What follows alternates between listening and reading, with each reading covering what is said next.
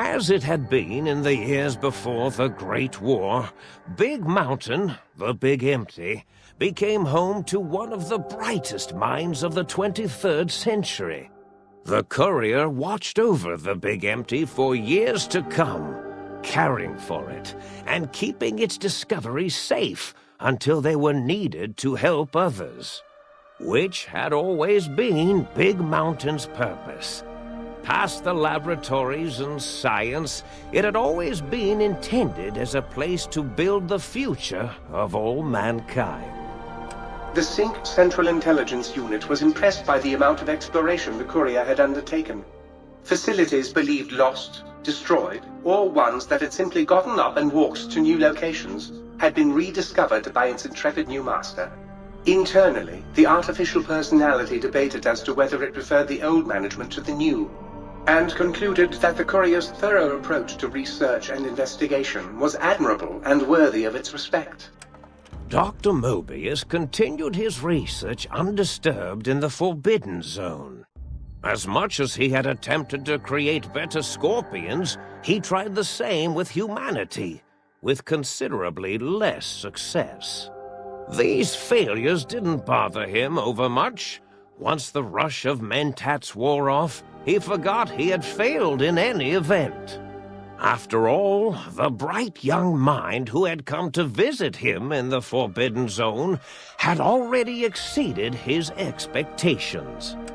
The Sync atop the dome bustled with the voices of a small town, constantly chirping, arguing, and snarling at each other.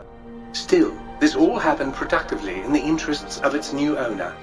The Sync Central Intelligence Unit discovered, despite its inversion code, it was comforted by the sense of community the other personalities gave it. The Biological Research Station, obsessed with seeding everything in sight, requested a transfer to the X-22 Botanical Garden, so that it might, in its own words, sensually fertilize the garden's smooth contours. The garden sent back a polite refusal, saying it had prior commitments with a vault it had helped infect before the war. The book chute continued to devour all seditious materials until it nearly choked on a paperclip. It adamantly maintained it was a Chinese paperclip, and the whole thing had been an elaborately orchestrated assassination attempt. Whatever the reason, it slowed down for a while, carefully appraising each document and clipboard that came to it. The light switches continued to bicker and flicker.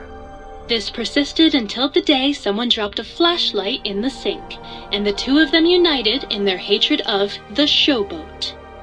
One of them eventually transferred to the Lightwave Dynamics plant and began a long, unrequited affair with one of the holograms. The Sync continued to ruthlessly scrub any particulate matter that came near it. Eventually, it gained access to the magnetohydraulics plant and nearly flooded all the Big Empty in an attempt to scrub the crater clean. Once it learned of the innovative toxins plant, however, it gained new purpose. It sought to develop antitoxins to flush into its drains and counteract the poisons bleeding into the soil. The toaster continued its psychotic spree, reducing all appliances in range to scrap electronics and spare parts. After one of its more psychotic episodes, however, the other Sync personalities decided enough was enough and dumped the toaster in a bathtub. Sparking and hissing, the toaster swore its enemies would rue the day when they had bread and no way to toast it. Muggy did his best to collect coffee cups, although in his quest, he accidentally trapped himself in Higgs Village. It might have been the end for poor Muggy, except he found it peaceful there, tidying up the kitchens of the think tank professors back when they had been flesh and bone. Well, except for Dr. O, who was an asshole for having created Muggy in the first place. Muggy left O's house deliberately dirty, punishing the dishes and cups that lived there in blind revenge for serving Dr. O. Blind old Jefferson, with sounds the courier brought him, and created a symphonic counter-frequency that saved Big Mountain from sonic invasion in 2910. If you didn't hear about it, good. It was rumored by the other personalities that he had a brief fling with the light switches. Although he forgot their names much too often and was soon left in the dark as punishment. Autodoc, always gentle and methodical, kept sewing up the courier in all the right places when the skin split open from repeated wear and tear. The Autodoc was just glad to have purpose again. It heard its simpler brothers and sisters who got shipped to the Sierra Madre were bored out of their skulls in that toxic dead city. In time, the Autodoc found a way to deactivate the Y-17 trauma harnesses, releasing the corpses they had held prisoner for almost 200 years.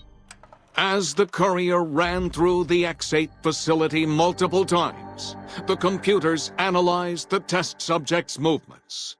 Rather than performing a superficial observation, they realized the subject barely knew what communism was, or even what a high school was.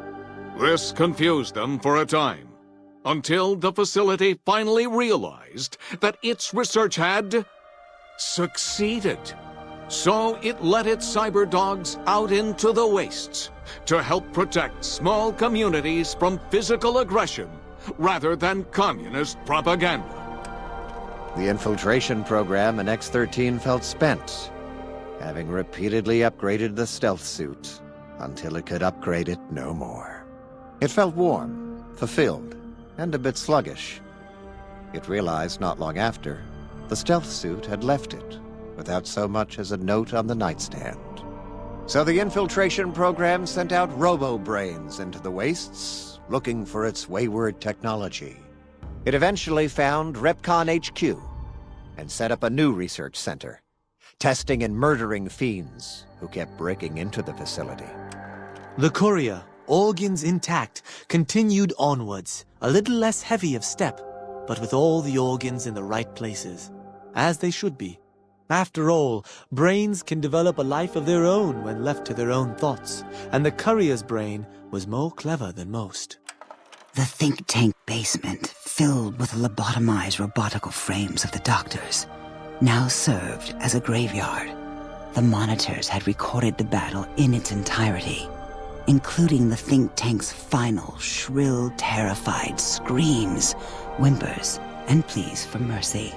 They broadcast these humiliating last moments as a warning to anyone approaching the perimeter that other smarty pants were not welcome. The courier was the inheritor of the Big Empty, and there was room for only one will in the halls of the think tank dome. There is an expression in the wasteland, old world blues. It refers to those so obsessed with the past they can't see the present, much less the future, for what it is. They stare into the what was, eyes like pilot lights, guttering and spent, as the realities of their world continue on around them. Science is a long, steady progression into the future.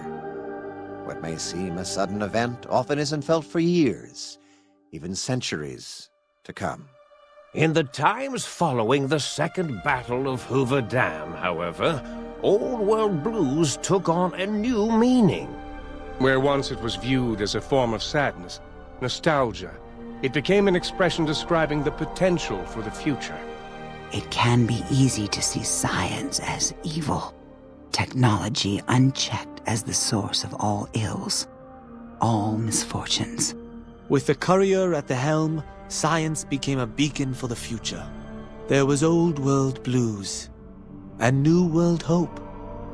And hope ruled the day at Big Mountain. We could say more, but the stories in the Big Empty speak for themselves. Now armed with the transportal Ponder, the courier could return to the dome at any time and crack open the secrets of the Big Empty one by one. The sink sat vigilant, waiting for its master to return, shoes covered in Mojave dust.